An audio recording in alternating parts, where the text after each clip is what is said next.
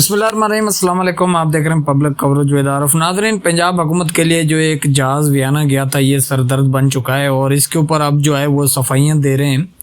تو آخر میں اس ویڈیو کے آخر میں میں آپ لوگوں کو ایک ایسا انکشاف بتاؤں گا جو کہ اس جہاز کے متعلق کسی غیر ملکی پائلٹ نے کیا ہے کہ یہ کس لیے استعمال کیا جاتا ہے اور اس کے اخراجات کیا ہیں۔ یہ انہوں نے جو ہے BBC کو انٹرویو دیا تھا، اس میں جو ہے وہ بتایا کہ اس کے جو ہے وہ کیا اخراجات ہے، تو وہ بھی میں آپ لوگوں کے ساتھ شیئر کروں گا۔ لیکن فی الحال یہ تو پنجاب حکومت کے لیے سردرد بن گیا ہے ویانا جانا اس کا۔ اب پنجاب حکومت نے جو ہے وہ فیصلہ کر لیا کہ گلف سٹریم جہاز کی ویانا میں موجودگی پر جو تنازع ہے اس پر پنجاب حکومت نے من گھڑت کہانیوں پر مبنی مہم کے خلاف کارروائی کرنے کا اعلان کر لیا ہے۔ جی ہاں، پنجاب حکومت نے اعلان کیا ہے کہ وہ سرکاری گلف سٹریم جہاز سے متعلق، یعنی پہلے یہ کہہ رہے تھے کہ یہ جو ہے پنجاب ایئر لائن کا ہے، اب سرکاری بتا رہے ہیں، تو پتہ نہیں یہ بھی کس پیکا ایکٹ کے خلاف آتا ہے کہ نہیں، یہ جو ایکٹ ہے ان کا۔ اچھا، انہوں نے کہا ہے کہ بد نیتی پر مبنی پروپیگنڈا مہم میں حصہ لینے والے افراد اور پلیٹ فارمز کے خلاف حد تک عزت کے قوانین کے تحت کارروائی کریں گے۔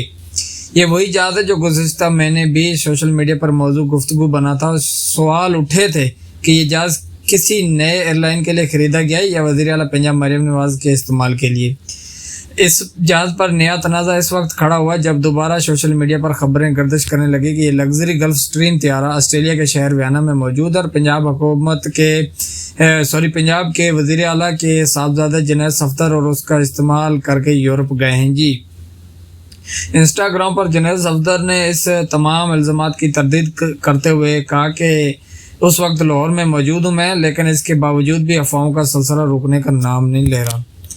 حکومت کا موقف اور سوشل میڈیا پر جو رد عمل آیا ہے اس طیارے کے ویانا میں موجودگی کی تصدیق پنجاب کی وزیر اطلاعات عظمیٰ بخاری نے کہا تھا کہ پنجاب حکومت کا جہاز تکنیکی معائنے کے لیے ویانا گیا ہے، جس کے بارے میں جاری کیا سرائیاں نہ صرف حقائق کے برعکس ہیں بلکہ افسوسناک ہیں۔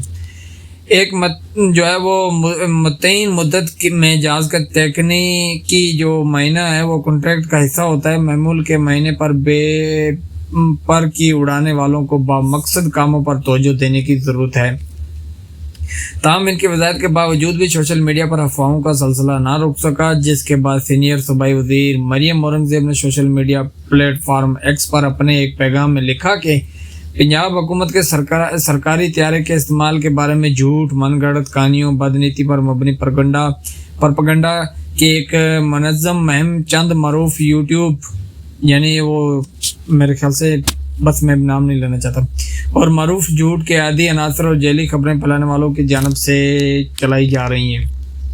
انہوں نے اعلان کیا کہ صوبائی حکومت نے فیصلہ کیا کہ اس مہم میں شامل ہر افراد کے جو ہے نا پلیٹ فارم کے خلاف حد تک جو ہر فرد اور پلیٹ فارم کے خلاف حد تک عزت قانون 2024 کے تحت کارروائی کی جائے گی۔ دوسری جانب وزیر اعلیٰ پنجاب مریم نواز کے صاحبزادہ جنید صفدر نے انسٹاگرام اکاؤنٹ پر لکھا ہے، میں نے گلف سٹریم جہاز استعمال نہیں کیا اور نہ ہی میں اسے ویانا لے کر گیا ہوں۔ تاہم سوشل میڈیا پر صارفین سمجھتے ہیں کہ حکومت کو قانونی کارروائی کے بجائے شہریوں کو ان کے سوالات کے جواب دینے چاہیے۔ اس سے قبل وزیر اطلاعات عظمیٰ بخاری نے کہا تھا کہ یہ جہاز ایئر پنجاب نامی حکومت اور ایئر لائن کے لیے خریدا گیا۔ مریم نواز اور نواز شریف کے سابق ترجمان محمد زبیر نے بیانات کا حوالہ دیتے ہوئے کہا کہ مریم اورنگزیب کو جواب دینا چاہیے اور میں آپ کا نقطہ سمجھتا ہوں، لیکن آپ کو اس معاملے کے ہینڈلنگ پر بھی غور کرنا چاہیے۔ اگر وزیر اطلاعات نے پہلے شفافیت کے ساتھ تفصیل فراہم کی ہوتی تو معاملہ یہاں تک نہ پہنچتا۔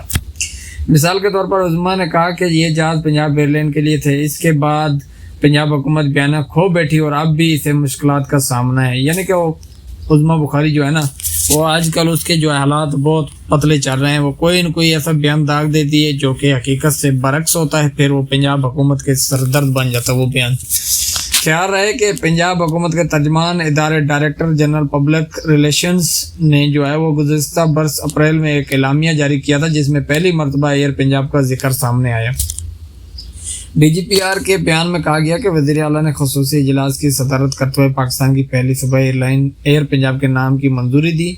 DGPR کے مطابق وزیر اعلیٰ نے متعلقہ حکام کو ہدایت دی کہ اس ایئر لائن کے لیے فوری طور پر 4 ایئر بیس طیارے لیز پر حاصل کیے جائیں۔